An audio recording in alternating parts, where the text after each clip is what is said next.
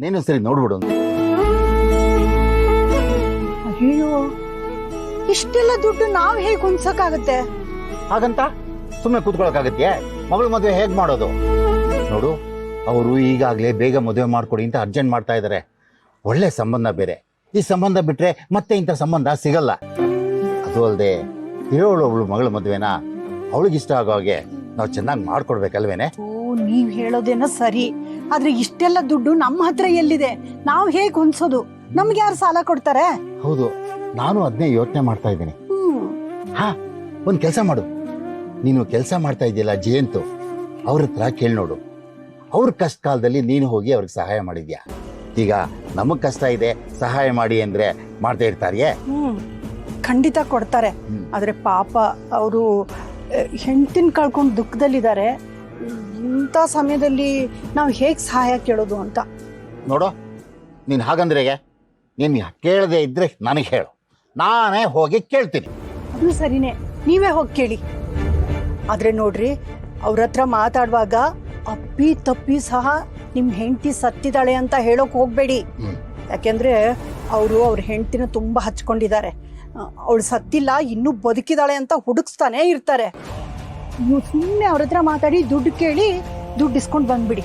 ಬೇರೆ ಏನು ಮಾತಾಡಕ್ ಹೋಗ್ಬೇಡಿ. ಸರಿ ಬಿಡು, ನಾನು ಯಾಕೆ ಅವ್ರ ಮನೆ ಉಸಾಬರಿ ದುಡ್ಡು ಕೇಳ್ತೀನಿ, ಕೊಟ್ರೆ ಇಸ್ಕೊಂಡು ಬಂದ್ಬಿಡ್ತೀನಿ. ಆಯ್ತಾ? ತಗ ಇಟ್ಕೊಯ್ತಾ.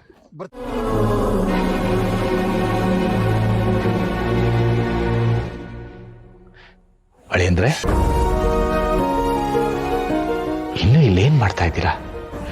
ಒಳಕ್ ಬನ್ನಿ. ಅಲ್ಲ ಮಾವ, ಜಾನ್ವಿಯವರು ಬಂದು ಇದನ್ನು ತಿಂತಾರೆ ಅಂತ ಶಾಸ್ತ್ರಿಗಳು ಹೇಳಿದ್ರಲ್ಲ, ನೋಡಿ ಕಾಗೆ ರೂಪದಲ್ಲಿ ಬರ್ತಾರೆ ಅಂತ ನನ್ಗೆ ಯಾವ ನಂಬಿಕೆನೂ ಇಲ್ಲ. ಚಿನ್ನಮರಿ ನನ್ನ ಪ್ರೀತಿಯ ದೇವತೆ ಅಲ್ವಾ, ದೇವತೆ ರೂಪದಲ್ಲೇ ಬರ್ತಾರೆ ಅಂತ ನಾನು ಕಾಯ್ತಾ ಇದ್ದೀನಿ ಮಾವ. ಇನ್ನೇನು ಬಂದ್ಬಿಡ್ತಾರೆ ಅಲ್ವಾ? ನೋಡಿ, ನಿಮ್ಮ ಪರಿಸ್ಥಿತಿ ನನಗೆ ಅರ್ಥ ಆಗುತ್ತೆ. ಕಾಗೇನು ಭಗವಂತನ ವಾಹನ ಅಲ್ವಾ? ಅವಳಿಗೆ ನಮ್ಮ ಮೇಲೆ ಪ್ರೀತಿ ಇದ್ರೆ ಅವಳು ಒಂದಲ್ಲ ಒಂದು ರೂಪದಲ್ಲಿ ಬಂದು ತಿಂತಾಳೆ. ಆಮೇಲೆ ನಾವು ಹೀಗೆ ಇಲ್ಲೇ ಇದ್ರೆ ಯಾವ ಕಾಯಿಗಳು ಬರಲ್ಲ. ಬನ್ನಿ, ನಾನು ಪುರೋಹಿತರ ಜೊತೆ ಮಾತಾಡಿದ್ದೀನಿ. ಕಾಗೆ ಬಂದು ತಿನ್ನಲಿಲ್ಲ ಅಂದರೆ ಸಂಜೆ ಆದಮೇಲೆ ಹಸುಗೆ ಇದನ್ನು ಕೊಡ್ಬೋದು ಅಂತ ಹೇಳಿದ್ದಾರೆ. ಅದನ್ನು ನಾನು ನೋಡ್ಕೊಳ್ತೀನಿ. ನೀವು ಒಳಗೆ ಬನ್ನಿ.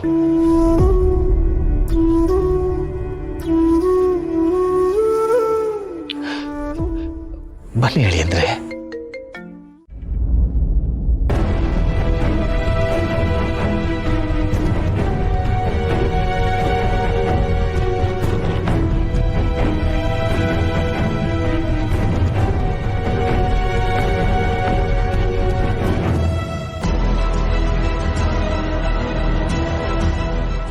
ಅಳಿ ಅಂದ್ರೆ ಏನ್ ಮಾಡ್ತಾ ಇದ್ದೀರಾ? ಇವತ್ತು ಹೀಗೆಲ್ಲ ಮಾಡೋದು ತಪ್ಪು. ಹೌದು ಅಳಿ ಅಂದ್ರೆ, ಜಾನು ಆತ್ಮಕ್ಕೆ ಶಾಂತಿ ಸಿಗ್ಲಿ ಅಂತ ಕಾರ್ಯ ಮಾಡ್ತಾ ಇದ್ರೆ ಏನಿದ್ ನೀವು ಹೀಗೆ ಮಾಡ್ತಾ ಇದ್ದೀರಾ? ದಯವಿಟ್ಟು ನಾನು ಕ್ಷಮಿಸ್ಬಿಡಿ ಮಾವ. ನೋಡಿ, ಇದನ್ನು ನಾನು ಹತಾಶೆಯಿಂದಾಗಲಿ ಕೋಪದಿಂದಾಗಲಿ ಮಾಡ್ತಾ ಇಲ್ಲ. ನೀವೆಲ್ಲರೂ ಜಾನ್ವಿಯವರು ನಮ್ಮೆಲ್ಲರಿಂದ ದೂರ ಆಗಿದ್ದಾರೆ ಅಂತ ಅನ್ಕೊಟ್ಟಿದ್ದೀರಾ. ಆದರೆ ಆ ಮಾತನ್ನು ನಂಬಕ್ಕೆ ನಾನು ತಯಾರಿಲ್ಲ ಮಾವ. ನನ್ನ ಜೊತೆ ಇದ್ದಾರೆ, ನಮ್ಮೆಲ್ಲರ ಜೊತೆ ಇದ್ದಾರೆ, ನಮ್ಮೆಲ್ಲರ ಜೊತೆ ಇದ್ದಾರೆ. ನೋಡಿ, ನಿಮ್ಮ ಮಾತನ್ನ ನಾವು ಗೌರವಿಸ್ತೀವಿ. ನಿಮಗೆ ಎಷ್ಟು ದುಃಖ ಆಗಿದೆಯೋ ಅದಕ್ಕಿಂತ ಹೆಚ್ಚು ದುಃಖ ನಮಗಾಗಿದೆ. ಆದರೆ ಜಾನು ನಮ್ಮ ಜೊತೆ ಇಲ್ಲ ಅನ್ನೋ ಸತ್ಯನ ಒಪ್ಕೊಳ್ಳೇಬೇಕಲ್ವಾ?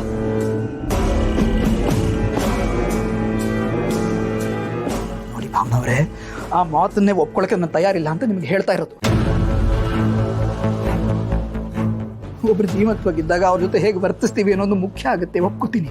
ಆದರೆ ಒಬ್ಬರು ಸತ್ತ ಮೇಲೆ ಅಂತ ನೀವು ಅನ್ಕೊಂಡು ಈಗ ಅವ್ರು ಇಷ್ಟ ಆಗಿರೋದನ್ನೆಲ್ಲ ಮಾಡಿಡೋದು, ಅದರಿಂದ ಅವ್ರ ಆತ್ಮಕ್ಕೆ ಸಂತೋಷ ಆಗುತ್ತೆ ಅನ್ನೋದು, ಇದು ಯಾವುದ್ರ ಮೇಲೆ ಒಂದು ನಂಬಿಕೆ ಇಲ್ಲ. ಇದು ಒಬ್ಬರ ನಂಬಿಕೆ ಪ್ರಶ್ನೆ ಅಲ್ಲ ಜಯಂತ್ ಅವರೇ. ನಮ್ಮ ಹಿರಿಯರು ಹಿಂದಿನಿಂದ ಮಾಡ್ಕೊಂಡ್ಬಂದಿರೋ ಶಾಸ್ತ್ರ ಸಂಪ್ರದಾಯ, ಅದನ್ನ ನಾವು ತಪ್ಪು ಅನ್ನೋಕ್ಕಾಗತ್ತಾ? ಶಾಸ್ತ್ರಿಗಳೇ, ನಿಮ್ಮ ಶಾಸ್ತ್ರ ತಪ್ಪು ಅಂತ ನಾನು ಹೇಳ್ತಾ ಇಲ್ಲ. ಆದರೆ ನನ್ನ ಜಾನ್ವಿಯವರು ಸತ್ತಿಲ್ಲ ಅಂತ ಹೇಳ್ತಾ ಇದ್ದೀನಿ. ನನ್ನ ಮನಸ್ಸು ಕೂಗಿ ಕೂಗಿ ನನಗೆ ಹೇಳ್ತಾ ಇದೆ ನನ್ನ ಜಾನ್ವಿಯವರು ಬದುಕಿದ್ದಾರೆ ಅಂತ. ಹಾಗಿದ್ಮೇಲೆ ಇದನ್ನು ನಾನು ಹೇಗೆ ನಂಬಲಿ? ನಮಗೆಲ್ಲ ಇಷ್ಟೊಂದು ಸುಖ ಕೊಟ್ಟವರು ಈ ಥರ ದುಃಖ ಕೊಟ್ಟು ಹೋಗಕ್ಕೆ ಸಾಧ್ಯನಾ? ಇಲ್ಲ ನೋಡಿ, ನನ್ನ ಚಿನ್ನು ಮರಿ ಬಂದೇ ಬರ್ತಾರೆ. ದಯವಿಟ್ಟು ನೀವು ಎಲ್ಲ ಇದನ್ನು ನಂಬಬೇಕು. ಅವ್ರು ಸತ್ತಿಲ್ಲ, ಚಿನ್ನು ಮರಿ ಸತ್ತಿಲ್ಲ.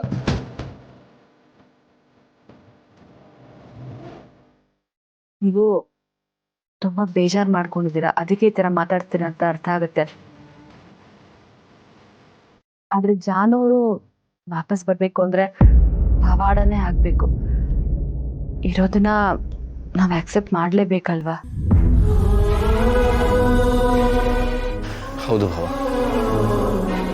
ನಾನು ಅಲ್ಲ, ಖುಷಿಯಲ್ಲಿ ಚೆನ್ನಾಗಿ ಅವಳೆ ಅಂತಲೇ ಅಲ್ವೇ ನಾನು ಚೆನ್ನಾಗಿರೋದು. ನಾವು ಅವಳನ್ನ ಶಾಶ್ವತವಾಗಿ ದೂರ ಮಾಡ್ಕೊಳ್ಳಿಲ್ಲ ಅಲ್ವಾ? ಹಂಗೆ ಮಾಡೋದು ಇಲ್ಲ. ಹೌದು ಸಿದ್ದು ಅವರೇ, ಆದರೂ ಆಗಾಗ ಖುಷಿ ನನಗೆ ತುಂಬ ನೆನಪಾಗ್ತಾಳೆ. ಈಗ ವೆಂಕಿ ಅಣ್ಣ ಇಲ್ಲದೆ ಇರೋದು ನನಗೆ ಎಷ್ಟು ನೋವಾಗ್ತಿದೆ ಗೊತ್ತಾ? ಅಪ್ಪ ಅಮ್ಮ ವೆಂಕಿ ಅಣ್ಣನ ದತ್ತು ತಗೊಂಡಿರಬಹುದು, ಆದರೆ ನನಗೆ ಯಾವತ್ತೂ ಹಾಗೆ ಅನಿಸಿಲ್ಲ, ಅನಿಸೋದು ಇಲ್ಲ. ಹ್ಞೂ ಮೇಡಮ್ ಅವರೇ, ಲಕ್ಷ್ಮತ್ತೇನು ಮಾವನು ವೆಂಕಿ ಅಣ್ಣನ ಸ್ವಂತ ಮಗನಿಗಿಂತ ಹೆಚ್ಚಾಗಿ ನೋಡ್ಕೊಂಡವ್ರೆ. ಸಿದ್ದು ಅವರೇ, ವೆಂಕಿ ಅಣ್ಣನಿಗೆ ಜಾನು ಅಂದರೆ ಪ್ರಾಣ. ಈಗ ಅವಳು ನಮ್ಮ ಜೊತೆ ಇಲ್ಲ ಅನ್ನೋದು ಅವನು ಗೊತ್ತೇ ಇಲ್ಲ. ಅವನು ವಾಪಸ್ ಬಂದ್ಮೇಲೆ, ಈ ವಿಷಯ ಗೊತ್ತಾದ್ಮೇಲೆ